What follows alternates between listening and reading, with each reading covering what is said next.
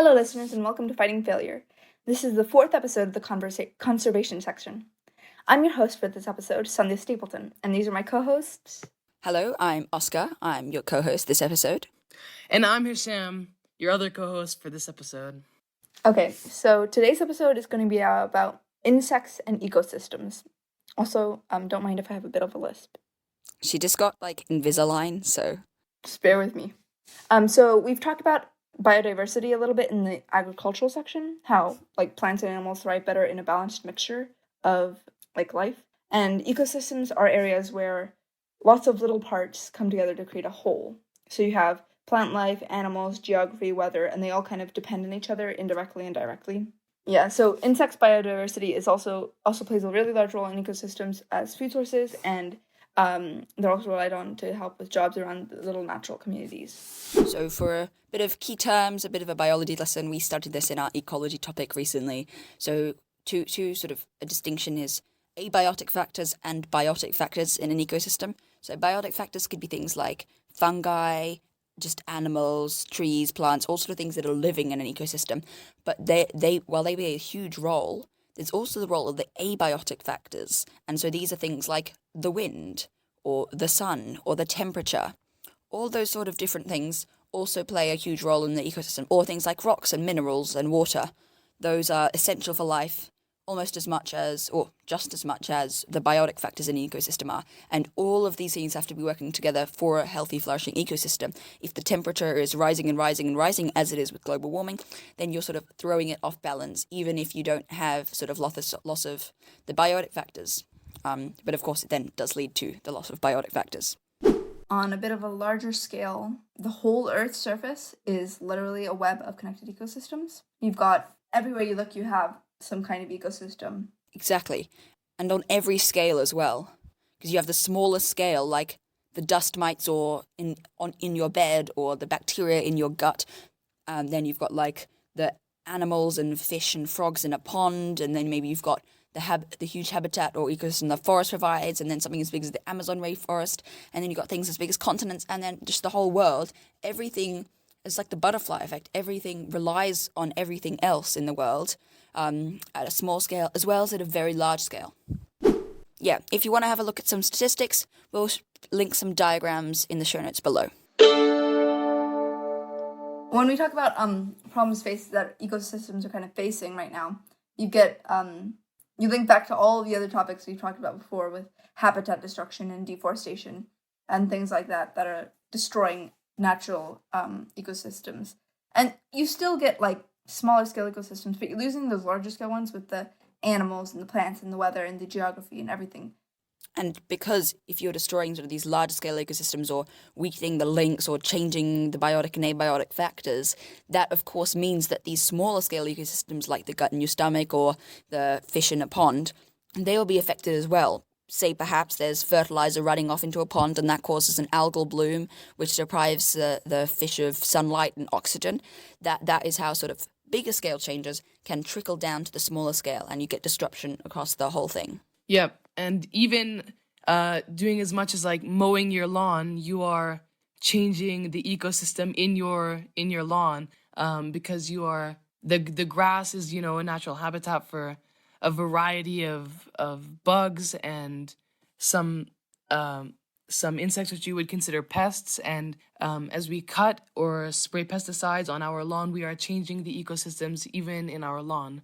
Yeah, so there's an impact that we have by, as a society, burning fossil fuels, growing crops with pesticides, fertilizers, and other chemicals, and urban expansion, mining, all these different things that contribute to the degradation of habitats. That's a very large scale, and that's when everyone together as a society is sort of doing these things that are bad for the environment and bad for ecosystems. But like Hisham said, you can have a quite stark impact individually yourself on a smaller scale ecosystem, like, draining a swamp's not a good example, but like Isho said, mowing the lawn, taking antibiotics will disrupt your gut bacteria. And conversely, there's also things you can do to help smaller scale ecosystems, like letting your lawn grow or having some wild patches in your garden.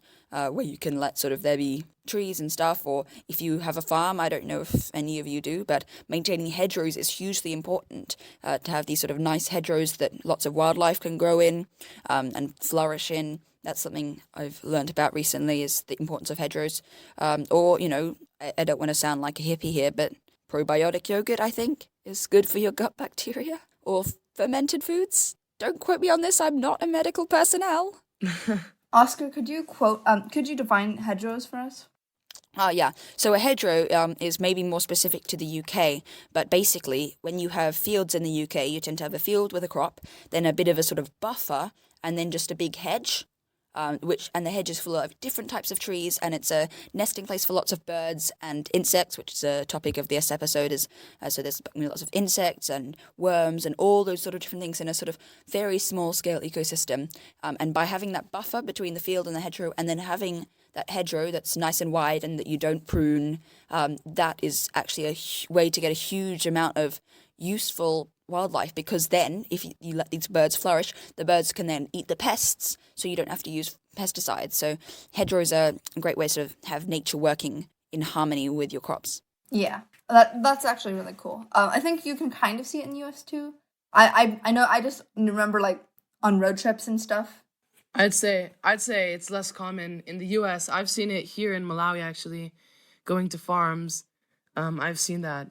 Not on a lot of the local farms, but on a lot of expat owned farms, or you do have that. And I've noticed that in some places in the US, but it's not that common to see in the US. And we're not that developed in terms of our agriculture. Well, you're overdeveloped, I would say. And we create a ton of problems with the way that we farm. So all of those like problems that we talked about before with deforestation and loss of biodiversity and that kind of thing can lead to ecosystem collapse, there's a term here, a keystone species, and it doesn't have to be limited to animals. It can be, or like plants. It can also be related to weather and geography. And when a factor is destroyed or taken out of an ecosystem, all of the links that connect the other parts of that ecosystem to that factor, all of the other factors that are dependent on that factor that you're taking away will start to collapse as well. So you get like just a whole like domino effect, I guess, where even one piece of that ecosystem is the very thing holding up the entire biodiversity there. I think a lot of the time a keystone species would be something like an apex predator, because if you take away the apex predator, then the level below that would expand hugely, which would then kill the level below it, and then that level would die.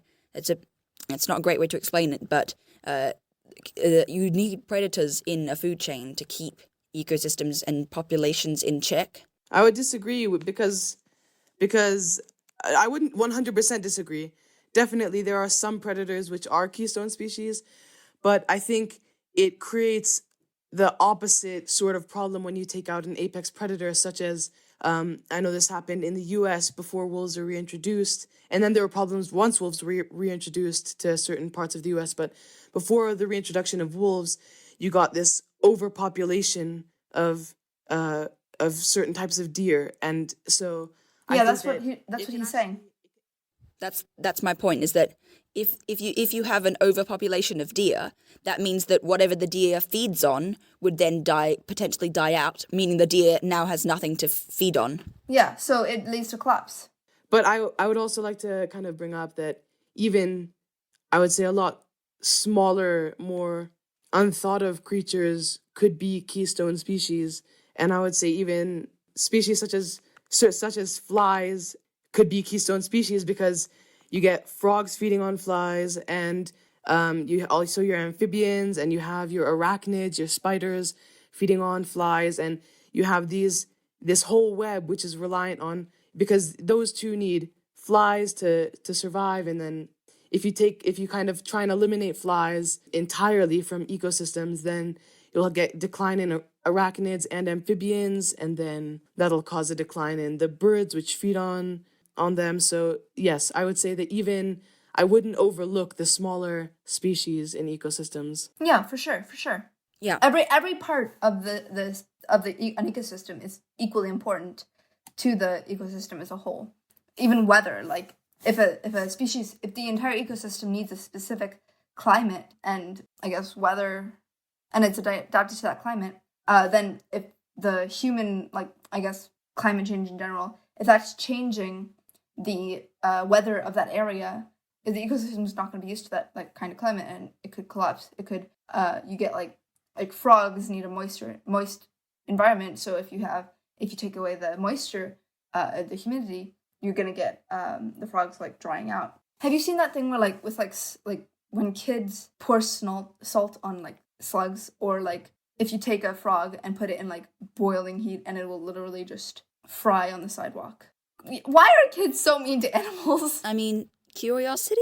But I'd say even this is one of my pet peeves. It drives me crazy. And I was a former culprit of this actually, but I know kids at school who like they walk by these bushes or like underneath trees and they grab at the leaves and they rip off like a leaf and then they just rip up the leaf while they walk. It's just like something to do.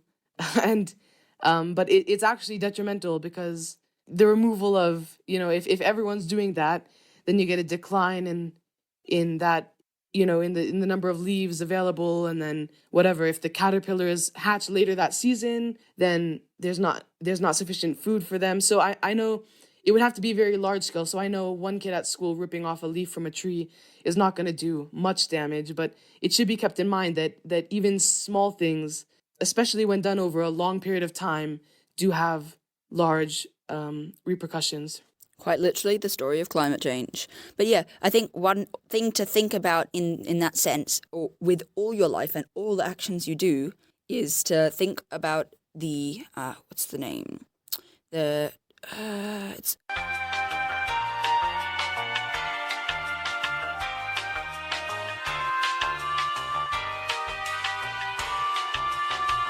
So Immanuel Kant was an Enlightenment age philosopher, and he came up with this thing called the Categorical Imperative. And basically what the Categorical Imperative says is, if you're thinking about doing an action, think, what would happen if everyone did this? And then decide if that was a good outcome or a bad outcome. If it's a good outcome, then do it. But if it's a bad outcome, then don't do it. So if you're about to pick a leaf from a tree, just for funsies, then say, what would happen if everyone in the world picked a leaf from a tree every time they walked past? I don't think we'd have any leaves left. Is that a good outcome or a bad outcome? It's a bad outcome, so don't pick the leaf from a tree. You have to think about, is this action is morally correct or not correct based on what would happen if everyone did it. So this is I guess the thing with like, I don't want to turn this into a discussion about eating meat, but if everyone ate as much meat as the average American does, the world would be in a very dire state.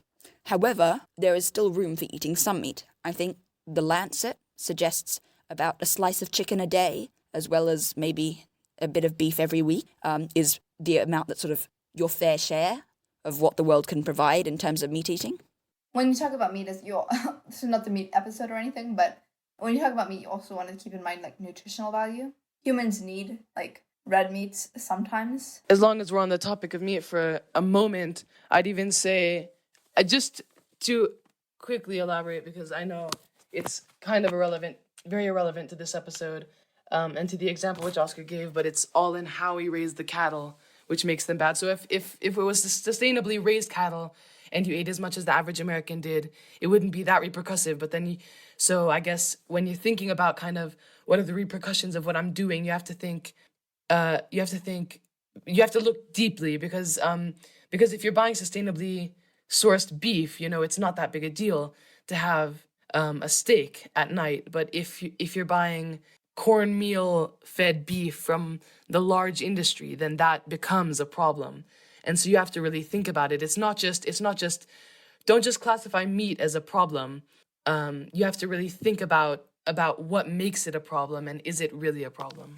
Yeah, to link that back to the topic of this episode, cattle, when raised entirely on pasture can actually form a crucial part of restoring ecosystems. So rather than overgrazing, the cattle, the way they sort of, especially if you're sort of rotating them around the pastures, the cattle, when the hooves sort of contact the thing, that can, and the way that they're chewing the cud can actually have a really positive impact on grassland ecosystems. And studies have shown that putting cattle on grass is a bit like other ruminant animals like deer and elk and that sort of thing, can help to make an ecosystem better. However, obviously, raising cattle on grass takes a lot of space. So while I don't have the data for this, I don't know if we could necessarily, if everyone ate grass-fed beef, if we would have much land left.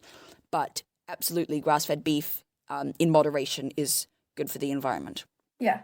Okay, moving on a little bit. I talked a little bit about biodiversity loss a bit earlier, but moving back onto that topic, you get humans, like human impact, as well as like on the smaller scale as well as the larger scale. You have like, of course, habitat destruction and everything like that will cause biodiversity loss.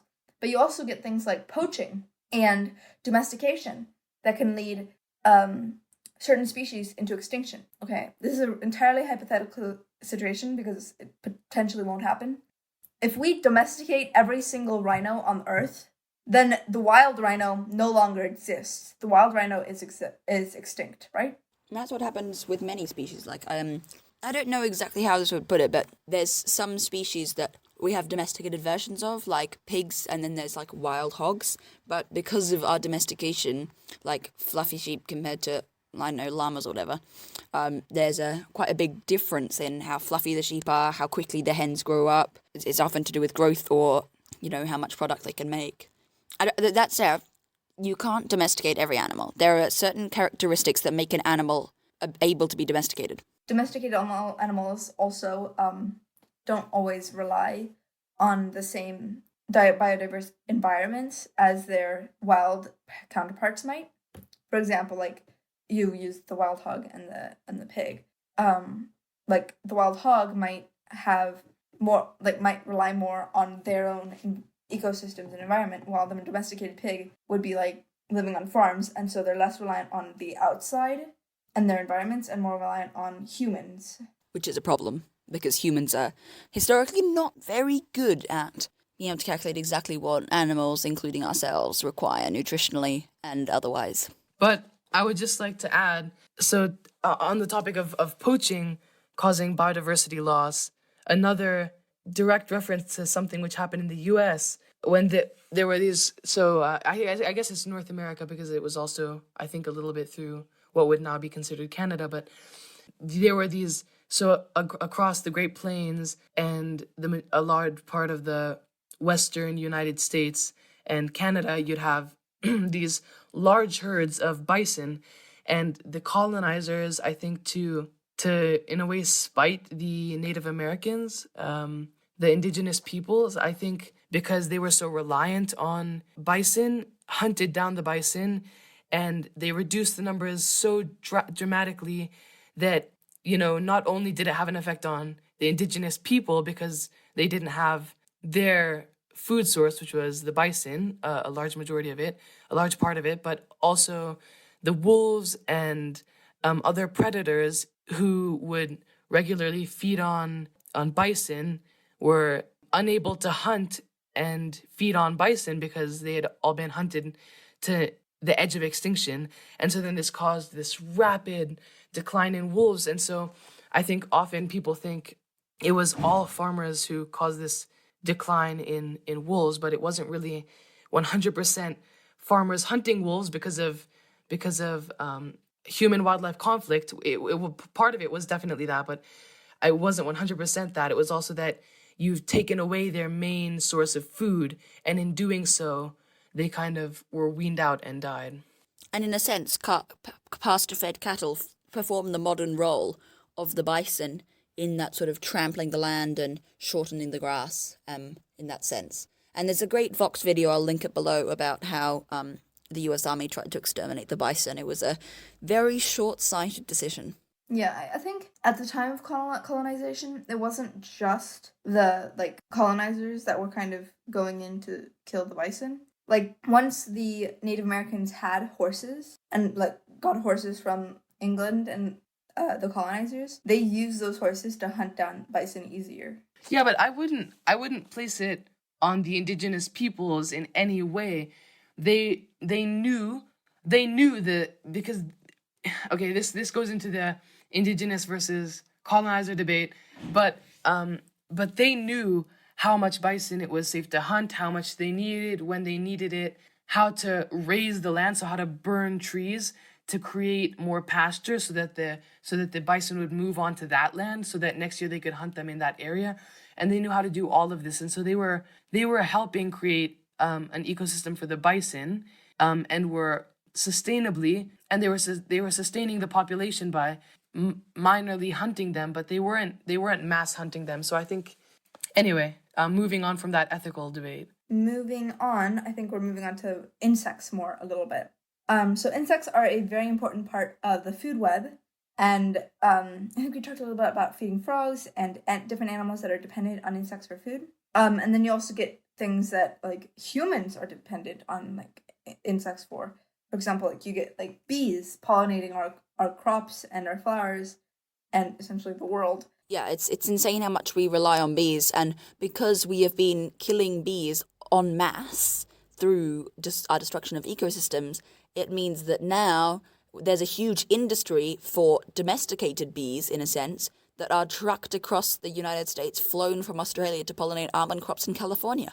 That's just so wrong, but it's necessary because there's natural bee populations are dying.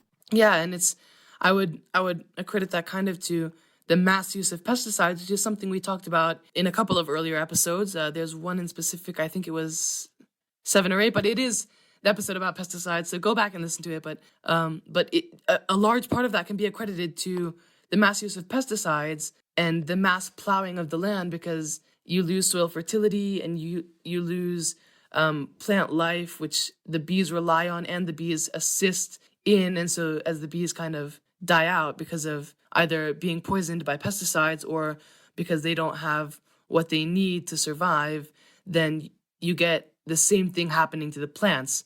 And so you can kind of see the nature of the food web. And it's crazy to think how big an effect something that we consider to be a pest can have on our ecosystems. Yeah, and everyone hears about the bees as well, but you also have other animals that are really, other insects that are really important towards like this ecosystem environment.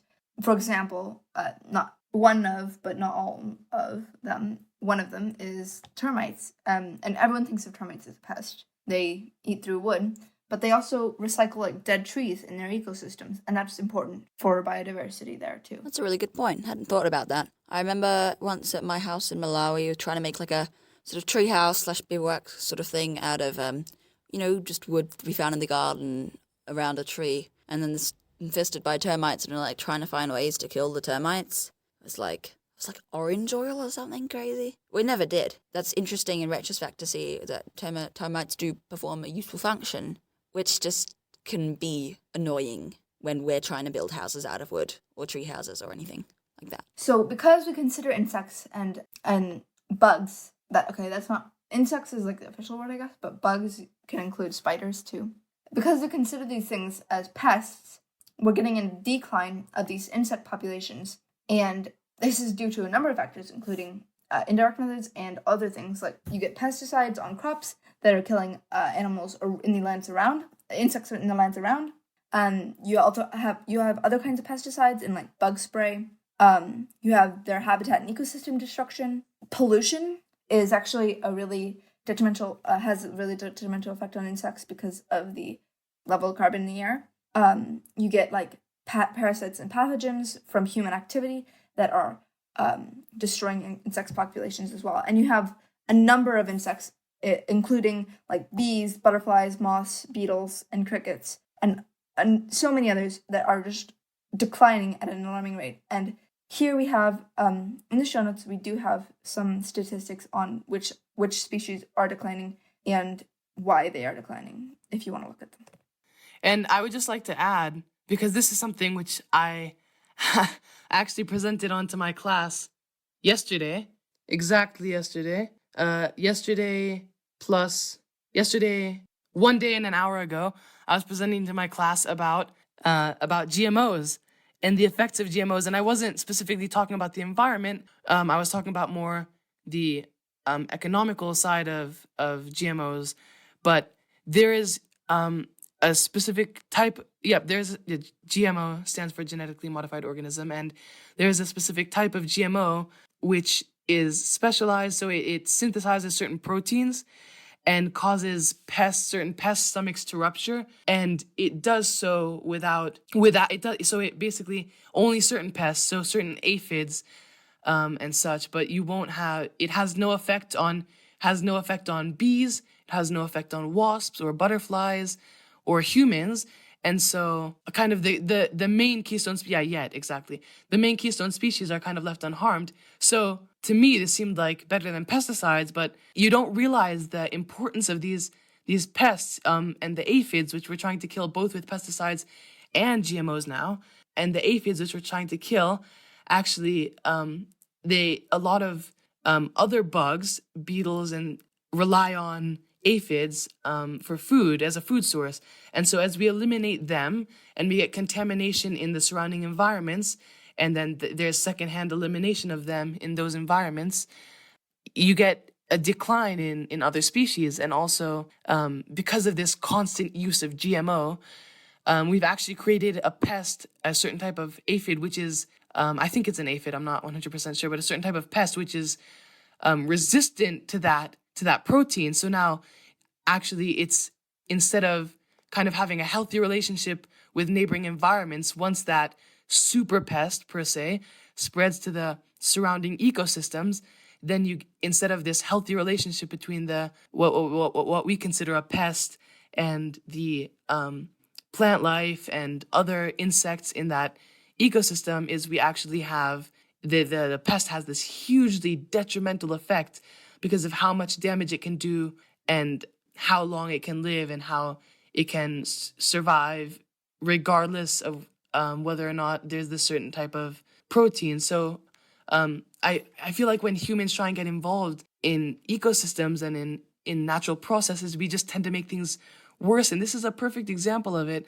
And so is pesticides. And I just find it so crazy how humans always want to manipulate what's going on to make it more beneficial for them, when in the long run it makes things worse, not only for them but for everything in every ecosystem, for the world, for the atmosphere, for just for everything. And so I just wanted to share that.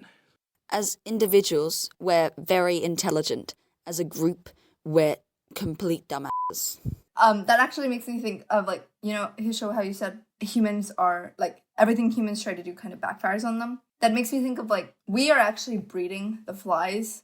We consider flies as pests, right? But we have these huge buildups of waste in landfills and that kind of thing, which are just like breeding grounds for flies and other pests that we don't want and which we keep trying to get rid of. Humans meddling, I don't think it's ever gone well in nature. If you find a counterexample, like, let us know, because I'd be honestly, genuinely interested to see an example of where it hasn't gone wrong. Yeah, me too. That would be really cool. Is that all for problems? I think so. Woohoo! Now the bit that everyone came here for, solutions. How we can make our world a better place. Solutions is so hard to find, guys. There was, like, brief parts in the articles I looked at that was like, here are 10 pages of problems that we need to focus on, and here's, like, 2 solutions that you can maybe think about. Yeah, no, I guess that's the point of the podcast, is because media covers such a huge range of, there's this problem and that problem and whatever, and you should feel horrible, but media doesn't really cover the solutions, which is why we are here. That's why it's called fighting failure. It's not called explaining failure. Starting with habitat restoration, because we talk about habitat destruction, but what if we brought all the habitats back? No way. Just press Control-Z. No way! It is, I feel like, again, and this also comes into our next point, which is on repopulation of declining species. I feel like It definitely is it's a great thing. I feel like we're more successful in habitat restoration than repopulation of declining species. But I feel like, again, even meddling for the better, trying to like, there's a book on this actually called Playing God in Yellowstone, where we try and manipulate ecosystems to make them better. So we try and reintroduce the wolf back to certain ecosystems, or the bear or whatever, and it actually has repercussions because now the ecosystem has adapted in a different way. And so now you have, I feel like, even though it is a solution and in the long run we can get things right, I feel like there's always some initial repercussions, and then over time things get back to normal. But it is good to keep it in mind again. Yeah. And I think this comes back to the way that nature is actually very good at doing things by itself without our meddling.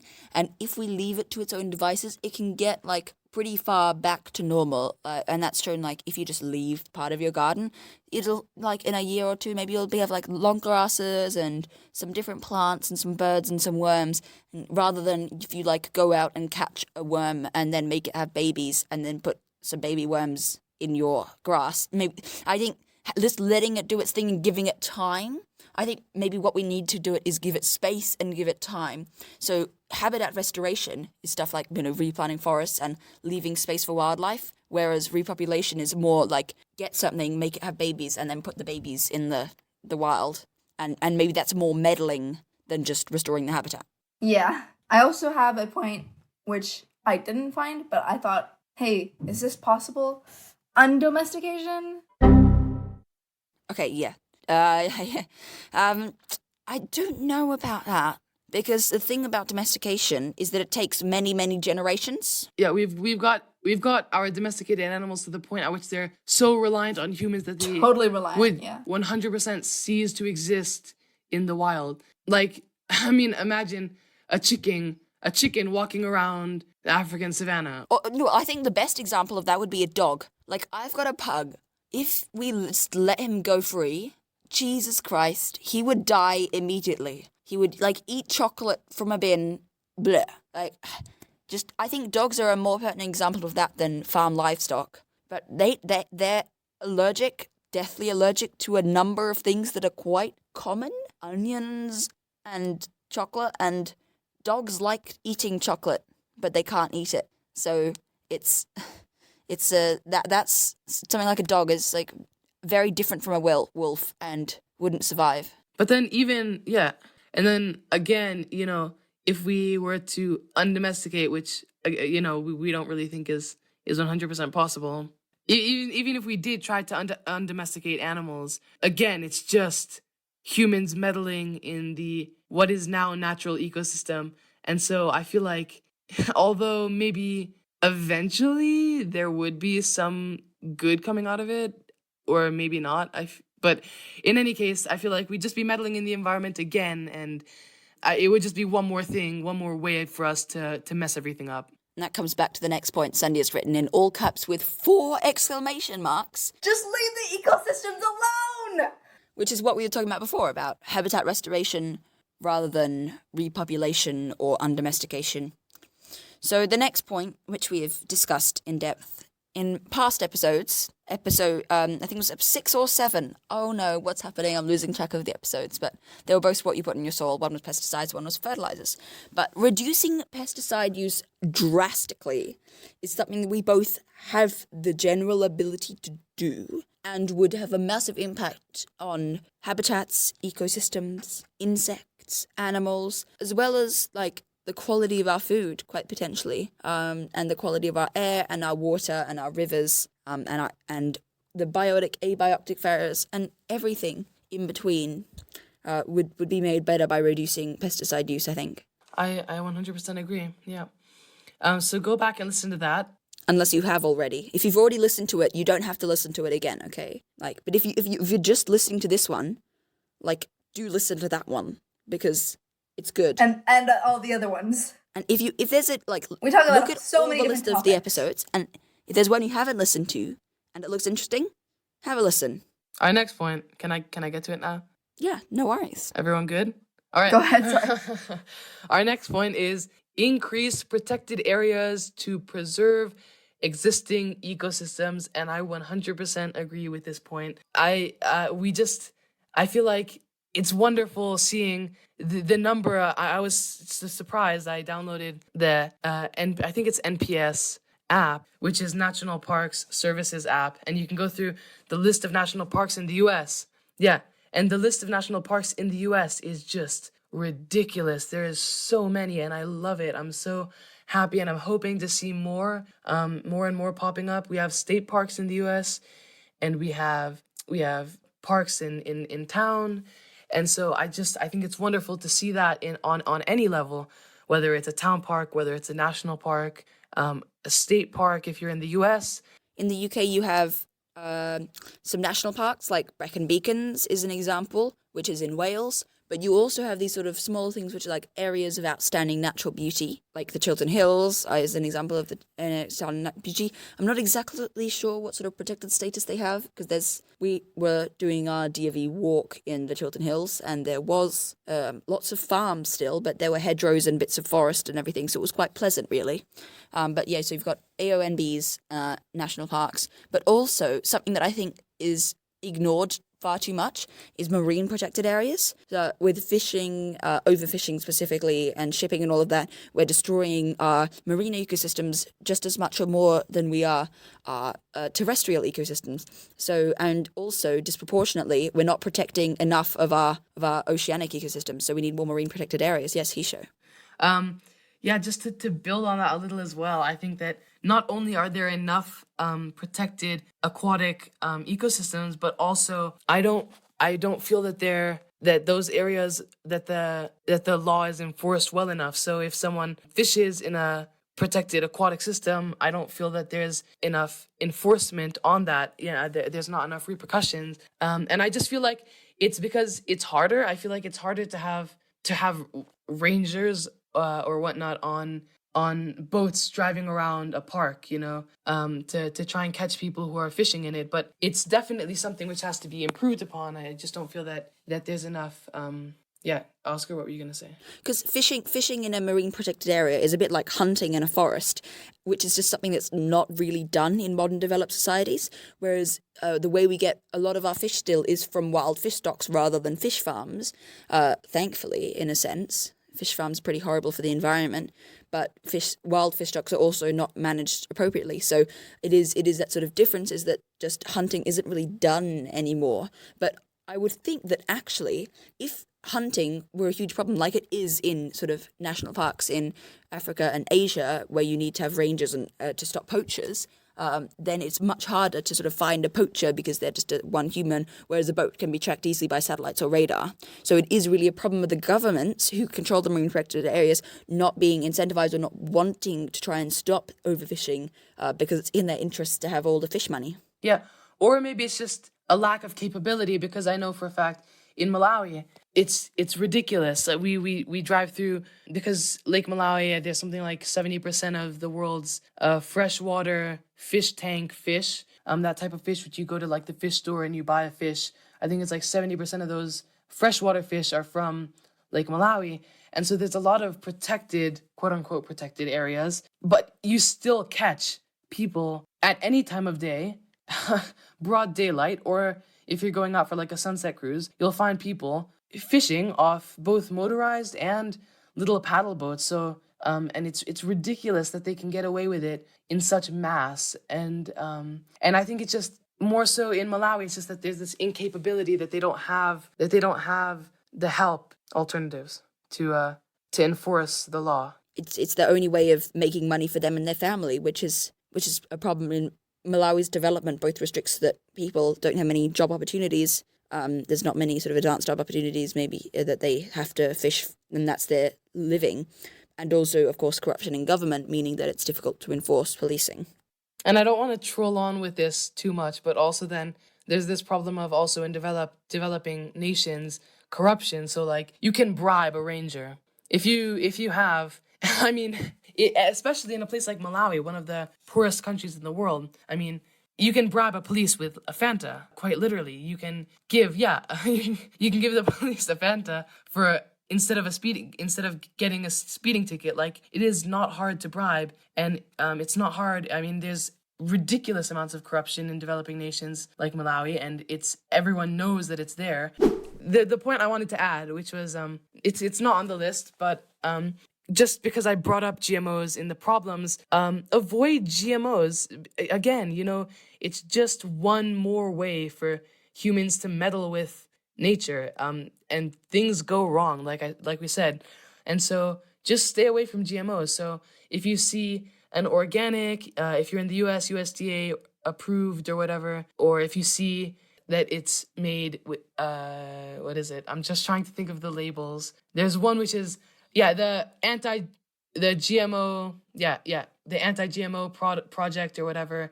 And so you have a bunch of different things, a bunch of different logos, which they might put on stuff the same way that they put logos on consumer products to state that there's no use of animal testing. So you will be able to find little signs of whether or not there was use of GMOs, and just check for that, and please avoid GMOs because they are a huge problem. Yeah, so in the UK, I think if it's imported from the EU, correct me if I'm wrong, I believe there's only one type of GM corn that is allowed in the EU. I think that is true. So if you're in the EU, you're probably a bit safer, but of course, stuff can absolutely be imported. So if you're buying soy products, check that it's either organic, because the Soil Association won't certify organic. It can't be, you can't advertise a product as organic if it contains GMO. And if it's not organic soy, check with the manufacturer if it is, or check the packaging to see if it is or isn't GMO soy. GMO soy is a huge problem, especially in places like Brazil or the US where GMO soy. I think actually in the US there's not too much GMO soy. GMO soy is a tongue twister. Say that 5 times. GMO soy. GMO soy. Yeah, GMO soy. It's impossible to say. GMO soy. Soy. I think the big 4 companies, which I think is like Monsanto, DuPont, there's 2 others, which I'm blanking right now. Monsanto was actually bought by Haber, I don't know. Mergers and acquisitions are never good in a monopolistic industry. Yeah, so I think about 60% of the soy market is owned by these big 4 companies which produce GMOs. And so it's really hard to avoid GMOs when purchasing soy products. So you have to be especially careful with soy. 80% of the corn market is owned by, again, collectively the big 4 GMO companies. And so it's crazy. And so especially with soy and corn, please do check to make sure that they're non-GMO, because it's really hard to avoid GMO products within the soy and corn industry. So bioorganic is the takeaway where possible. I mean, I think one thing to take away, because obviously with climate change, individual action is just about negligible, whereas group action does make a difference. So one thing, of course, you always want to be doing is to be like looking out for activism in your area and influencing your government with petitions and activism and the like, and protests and whatnot. But if ecosystems is an example of one thing that you can do on a really small scale, so things like setting up a bird feeder, leaving a portion of your garden or all of your garden to wildlife to grow on its own, let your grass grow a bit longer, all those sorts of things that can actually make a huge difference on a small scale, rather than making a small difference on a large scale. I agree, Os. That's going to be it for this episode. There are some links in the show notes with articles that you could look at if you want. There's a simpler one that's got problems, and then there's one with some solutions from the UN. It's a little more complicated, harder to read, in my opinion at least. Yeah, I mean, I don't know if anyone who recreationally reads UN reports, they're wordy. Oh my gosh, guys. This is the saddest thing. Oh my gosh. Guys, I left my guitar case open, and my cat just crawled in the guitar case and got one of her claws stuck in it. And so she's dragging it around the room because she's trying to get her claws stuck out from my guitar case. And it's the most hilarious thing I've ever seen. We're trying to wrap up the episode. Okay. That'll be it for this episode, guys. Goodbye. Thank you for listening. Bye. Bye.